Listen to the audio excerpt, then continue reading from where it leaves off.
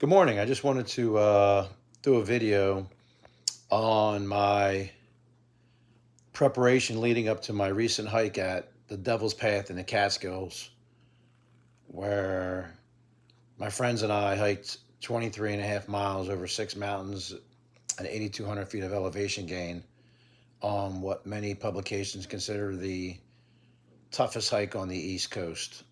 Um, it's everything that it was built up to be. Um, Six mountains, the ruggedness was brutal. You definitely need to be physically and mentally prepared in some type of way if you plan on making this trek. I would definitely make sure all your I's and T's are dotted before you start off, including your hydration and your carbohydrate intake the week before, maybe 4 days out before the hike.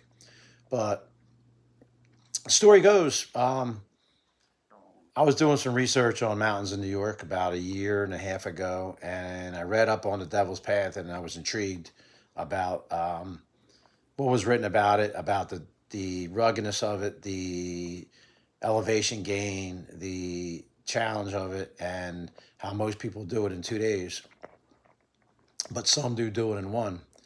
So me being me and how I'm wired, kind of, I like to push myself. I like to feed my mind and my body challenges, different types of challenges, physically and mentally. I had to do it. So I began increasing my hikes more. I had just gotten back into hiking after some years off from it. Long and short of it is, I went through a breakup and kind of refound myself again after the breakup. I figured out kind of what I really was missing in life, and it was the mountains, 100%, and the fact that I needed to be me again. So no better way to start than getting ready to do um, something challenging in hiking. So, you know, we got into it. My friend Dave Urquhart and I started hiking together, and we started small. We started around the Mount Tammany area, Delaware Water Gap, and then we started moving a little bit further north up into the Palisades Cliff Line area, and soon after we met our good friend Steve Avadia up in Suffern, New York, and we became like a trio of hikers, and soon enough we became a group of hikers, and so we began hiking more double-digit hikes. Steve's history is he's been hiking section hiking the Appalachian Trail, so he's always been trying to do harder hikes. Dave is planning on hiking the entire Appalachian Trail next year, and so we began hiking like every weekend together for the most part, unless Steve was on trail on the AT trying to knock off another section. Um, so I'm a fitness guy also. I train, personal train, and I began incorporating hiking into my workouts. And in order to get to the Devil's Path, I needed to up my game. So I started adding distance runs back in. So I was regularly doing about 5 mile runs. And last year, 2 years ago, about 2 years ago, I decided I was going to do a half marathon. And that was kind of opened the door for my next challenge of the Devil's Path. So I did the half marathon. It was 3 degrees out, -10 wind chill, and it was the hardest thing I ever did because of the temperatures and the wind. And my body went to a different place after that race. And then I hiked 13 miles the next day in the Delaware Water Gap. So understand, like, I'm kind of wired a little differently than most people. I'm not saying I'm nowhere near the caliber of like elite athletes or even guys that are even better hikers than me, but I just know that I need to challenge myself. So, in order to be happy, if I'm not challenging myself in some kind of way, I'm a miserable prick. So, hence, here comes the Devil's Path. I read about it. I'm like, all right, that's my next challenge. So, after the half marathon, I continue to run, usually 5 miles, would hike 10, 12. Um, so, my point is, if you're going to do it, I would definitely make sure that you're hiking on a weekly basis, at least 1 to 2 days if you can. I live in the flatlands, so for me, I had to drive 2 hours, 2.5 hours north to find elevation in order to get my legs under me. And that's what I do, only because I love it. And it's not necessary for everybody who doesn't have a passion for it or a love for it. I get it.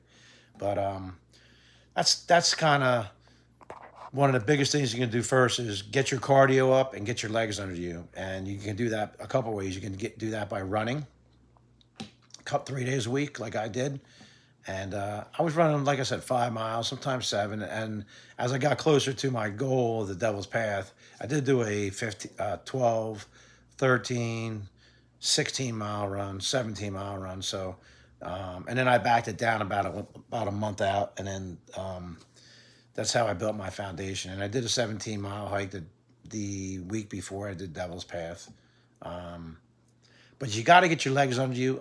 The other thing I do is I spend a lot of time in the gym. I'm in the gym at least 4 days a week. So I strength train. I work on my core strength, and that's going to be vital for anything you do challenging, especially with a lot of scrambles. That mountain has a ton of scrambles, and the downhills are just flat out wicked. So you definitely want to get into some type of a fitness routine. You want to work on your core strength, and as you get older, you definitely want to continue to maintain your bone density, because it's easy to fall and break something on a mountain. But at my age of 58, I'm not really building bone density anymore. I'm just maintaining the bone density that I have. So with that said, when you're younger and or if you're even a female who's looking to do this, you definitely want to be on the weights. You definitely want to work on your bone density. And if you're a young female, in your 20s or your 30s, you definitely want to continue to build bone density, because as you get older, those are some of the challenges that you're going to face down the road, especially if you're into hiking. And I know some female hiking legends out there that are like in their 70s, and they still go every day. And you know what? They just train like crazy. They hike every day.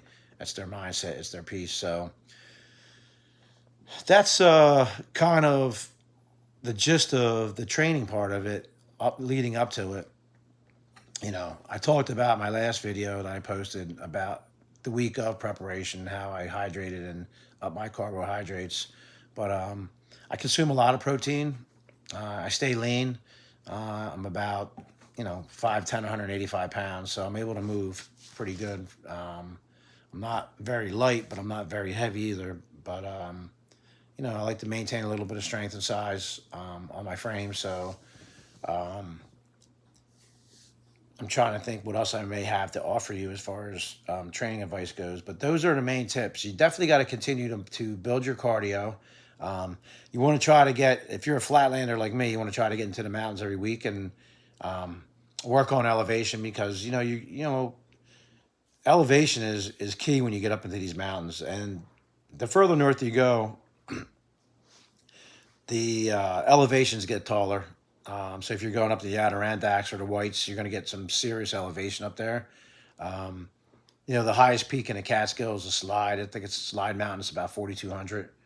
And the difference between the Catskills and all those other mountains is the ruggedness of it and how those mountains were formed. So they were formed by a great flood. They were kind of carved out, kind of carved downward. And so they are definitely rugged and jagged and nasty, as opposed to, say, the Gunks. The Schwangan Mountains are about 20 miles south in New Paltz. Very flat limestone, granite type ridges that had over a mile of stone on them during the Ice Age. So they were formed much differently.